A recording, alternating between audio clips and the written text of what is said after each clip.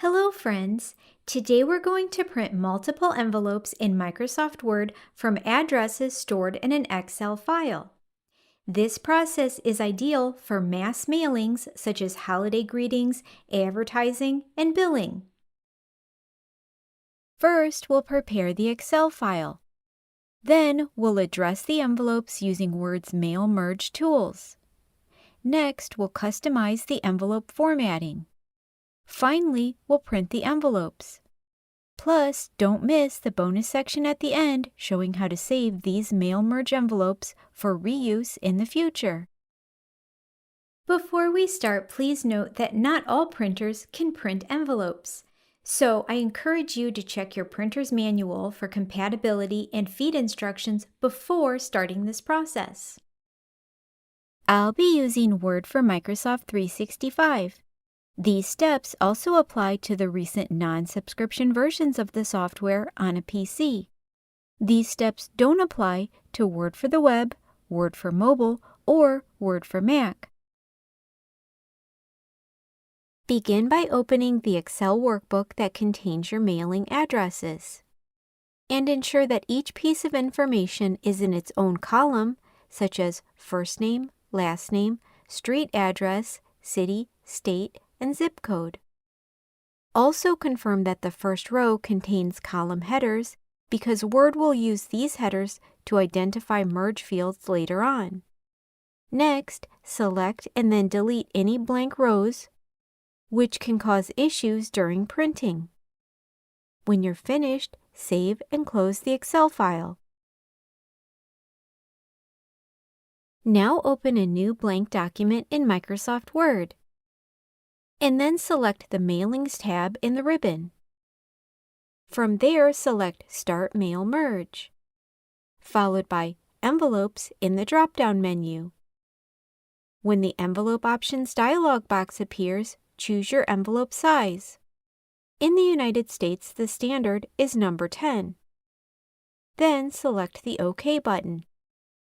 At this point, the Word document canvas should change shape to match an envelope. If you're using envelopes with a pre-printed return address, you can skip this step. Otherwise, place your cursor near the top left corner and type your return address. Next, select Select Recipients, and then select Use an existing list from the drop-down menu. When the Select Data Source dialog box appears, locate and select your Excel file, and then select the Open button. If the Select Table dialog box appears, choose the worksheet that contains your addresses, and select OK. If your Excel file only has one worksheet, this dialog may not appear. To review or limit your recipients, select Edit Recipient List.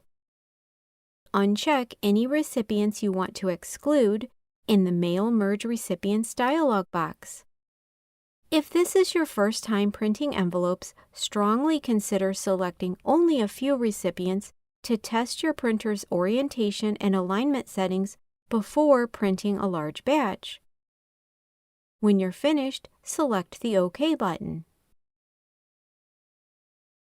Although Word includes an address block option, it's not recommended because it can introduce inconsistent spacing and formatting when working with Excel files. Instead, we'll insert merge fields individually. To do so, place your cursor in the delivery address area of the envelope, and then select the Insert Merge Field menu arrow. Next, select each necessary field individually from the drop-down menu. Note that fields that don't apply to every recipient, such as P.O. boxes, won't create blank lines if they're left empty. And then place your cursor between the fields and press the Enter key to move them to the next line as needed. Now, insert a space between the first name and last name, a comma and space between the city and state, and a space between the state and zip code. Those outside of the United States should adjust the spacing as necessary. When you're finished, select Preview Results to review the first address, and then select Preview Results again to return to the field view. To adjust the line spacing, select all of the address fields, and then right-click one of the fields and select Paragraph from the shortcut menu. In the Paragraph dialog box, adjust the indentation, which is the space between the address box border and the address, and change the spacing before and after lines as needed. Then select the OK button. With the address field still selected, right-click one of the fields again and select Font from the shortcut menu. When the Font dialog box appears, choose your preferred font. Note that simple fonts such as Arial, Calibri, or Times New Roman are easier for postal scanners to read. Next, adjust the font size, and then select the OK button. To print, load your envelope into the printer according to your printer's feed instructions. Then select Finish and Merge. From the drop-down menu, select Print Documents. When the Merge to Printer dialog box appears, select OK. Finally, select OK again in the Print dialog box. When the printing begins, Word should send a separate envelope through the printer for each selected recipient. If you chose to do a test run of just a few envelopes as I did, you can now repeat this process with the remainder of the recipients in your Excel file.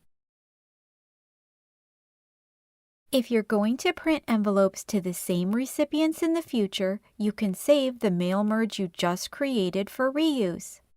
However, it's important to note that this process will only work if the Excel file remains in the same storage location.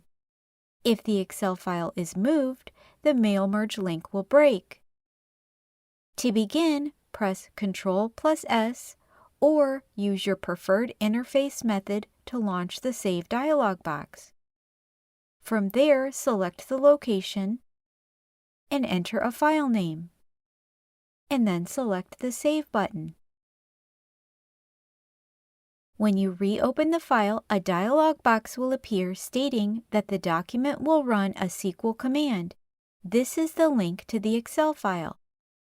Select the Yes button, and then select the Mailing tab in the ribbon. You can now select Edit Recipient List, and you should see that your previous choices are still selected, and you can make further changes as necessary. Finally, select Finish and Merge to print the envelopes as we did just a moment ago. If you did make additional changes to your recipient list, be sure to resave the file before closing. All the steps we just performed are listed on my website at erinwritewriting.com, which is linked in the description box below, along with my complete playlists, how to use Microsoft Word, and how to use Word for Mac. If you found today's video helpful, please leave me a comment with any other Microsoft Word topics you'd like me to cover in the future.